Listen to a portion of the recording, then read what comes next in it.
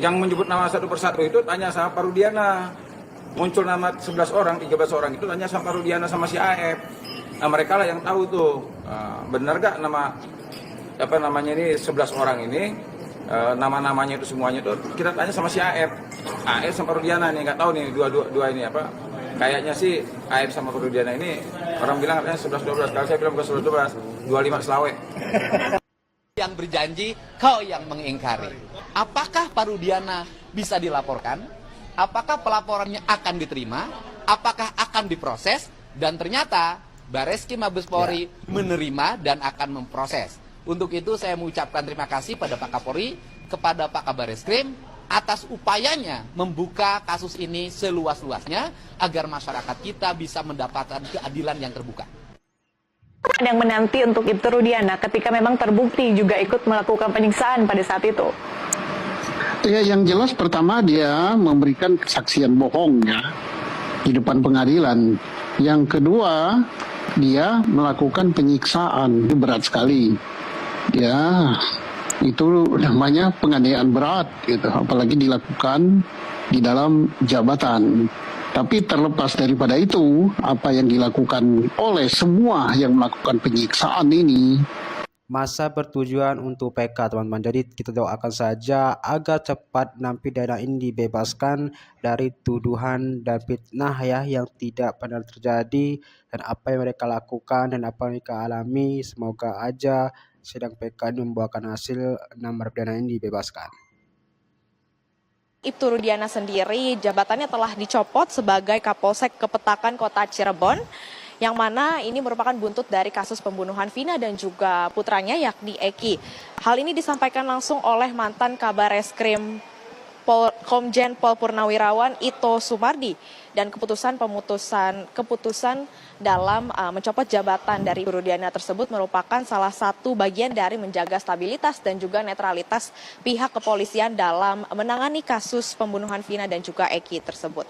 Tapi ada satu yang saya luruskan, mohon maaf saya nih Bang, kepada Bang Otto abang saya, bahwa keterangan Bang Otto tadi itu menggambarkan seolah-olah Pak Rudiana itu terlibat dalam proses hukum terhadap tersangka itu. Bukan. Tidak benar.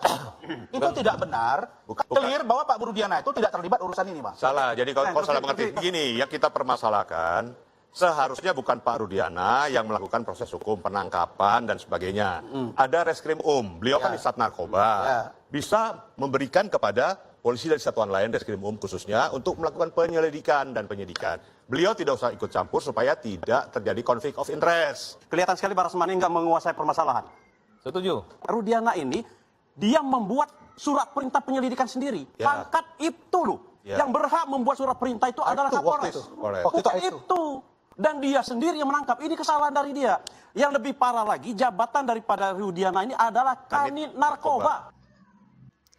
Ya teman-teman, tadi di sini di video yang awal itu Pak Rudiana masih bertugas ya, masih bertugas dan belum dicopot teman-teman.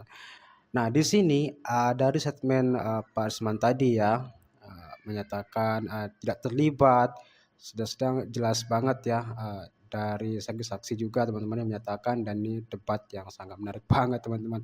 Jadi kita nggak tahu ini seperti apa ya, kita hanya rakyat jelata ya, kita akan nunggu. Ya. Dan kebetulan ada orang yang melihat dan tanggal 31 Agustus setelah saya datang ke Jalan Perjuangan, di depan SMP 11 bertemu dengan saudara A dan D, dan kemudian dia menyampaikan kalau melihat kejadian tanggal 27, ya. Saat itu sebagai orang tua saya punya keinginan untuk lebih mencari tahu. Oke, sebelum Bapak mencari tahu, Dede mengatakan di podcastnya si Dedi, katanya Dede itu berbohong, katanya dia berbohong karena Bapak suruh. Dia mengaku-ngaku ada kejadian, padahal benar nggak Bapak yang nyuruh? Tidak benar. Bapak akan laporkan ke polisi? Sudah dilaporkan. Sudah dilaporkan. Siapa yang dilaporkan? Kuasa hukumnya, Pak. Siapa yang dilaporkan? Kita sudah laporkan 3 orang. Yaitu? Dedi Mulyadi, Dede, dan Liga Akbar. Oke. Di Polda Jabar. Itu apa itu? Pasal berapa? 27 ayat 3? Iya, siapa? Dedi Mulyadi sudah dilaporkan juga? Sudah, Bang. Tiga-tiganya. Tiga-tiganya. Ntar nggak tercapai dong jadi gubernur. Jadi Kapolda lebih cocok dia, Bang. Oh begitu ya? Jadi penyidik dia sekarang. Iya. Udah dilaporkan. Oke. Jadi tidak benar Dede Tidak benar. Bapak yang nyuruh berbohong. Oke. Pertanyaan berikutnya. Sesudah Anda mulai lakukan pemeriksaan, yang bikin BAP siapa? Yang bikin penyidik reskrim, Bang. Saya cuma pelapor ketika sudah menggali sekitar 15 menit dan mereka mengakuin, kita serahkan ke reskrim yang melakukan pemeriksaan. Oke. Itu kejadiannya malam-malam. Kenapa di BAP bisa begitu jelas para pelaku mengingat motornya merek apa, siapa bonceng siapa? Itu kan udah malam-malam. Kok bisa? Apakah itu rekayasa nggak BAP-nya? Kok bisa? Ada ditulis di BAP ini, si ini bonceng si ini, merek mobilnya ini. Yang ada malah mengatakan, ada malah pelaku mengatakan di BAP, aku duluan yang perawanin. Ada lagi yang mengatakan, maaf, air maninya ketumpah di paha. Kok bisa sampai sedetail itu? Itu direkayasa atau memang begitu pengakuan para korban? Kalau saya sendiri sebagai pelapor tidak ada rekayasa, Bang. Ya. Pada saat kami menggali informasi dari para terpidana, itulah yang saya tuangkan di LP dan berita acara. Kemudian penyidik reskrim melakukan pengembangan terhadap para terpidana tersebut yang dituangkan di berita acara. Maksud saya, apa mereka waktu itu dalam keadaan mabuk pelaku itu? Tidak. Lu gua batu gara-gara lu ah. Maksud saya gini Pak, kok bisa di BAP dijelaskan si A membonceng si B, ya para pelaku ya, merek motornya apa, yang merkosa duluan siapa, bahkan ada pelaku itu mengatakan aku yang merawani duluan gitu loh. Itu ada di BAP, segitu rincinya gitu loh. Kok tiba-tiba sekarang 3 dari nama itu fiktif katanya. Soal nama fiktif gimana itu Pak? Bapak yakin nggak bahwa itu Peggy yang ditangkap adalah Peggy yang kemarin? Keyakinan tentunya di penyidik, Bang ya. Bapak sendiri pribadi? Ini Kan Peggy sama Dede kan ngadu ke Bapak kan? Jadi menurut Bapak gimana? Peggy sama Dede. Bukan. Dede. Jadi, siap. Aib sama Dede kan sumber dari Bapak. Betul. Pertanyaannya ada 3 nih. Yang apa? Fiksi apa namanya? Fiktif. Yaitu siapa? Andi sama Dadi. Ya terutama Peggy dulu.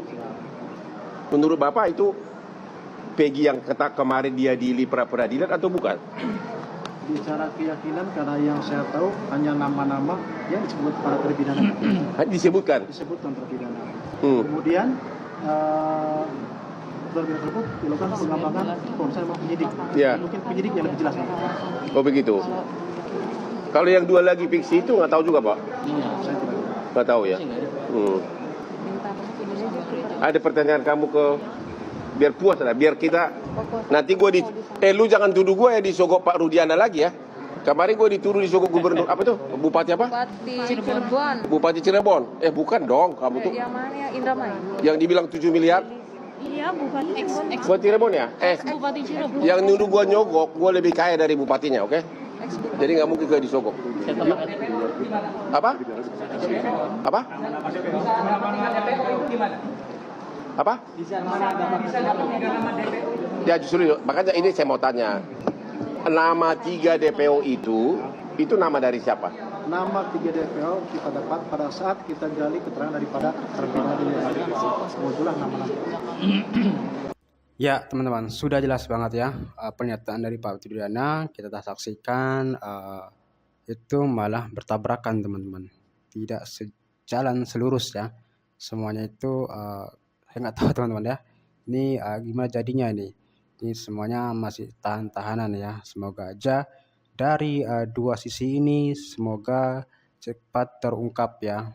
Siapa sebenarnya pelaku, siapa sebenarnya yang membuat skenario ini teman-teman. Semoga cepat dibebaskan nampidana ini, itu yang paling penting ya, bila tidak bersalah ya. Kemungkinan banyak sekali ya tentunya untuk saksi-saksi terutama Dede dan juga Lingga yang sudah minta maaf ya, telah mengatakan saksi yang berbohong, saksi yang tidak sebenarnya yang terjadi. Oke, begitu saja. Terima kasih. Assalamualaikum warahmatullahi wabarakatuh.